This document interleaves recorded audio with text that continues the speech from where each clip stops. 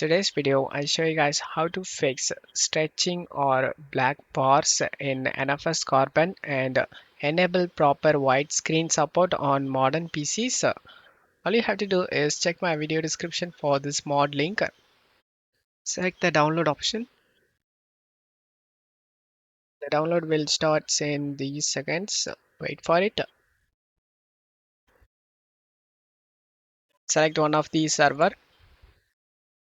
And after the download done, select this folder icon. Right click on the downloaded file and select WinRAR and select open with WinRAR. And navigate to the game folder. If it doesn't know, then right click on the game icon on the desktop and select open file location. Just drag and drop these two files inside a game folder and select do this and select continue. Now launch the game.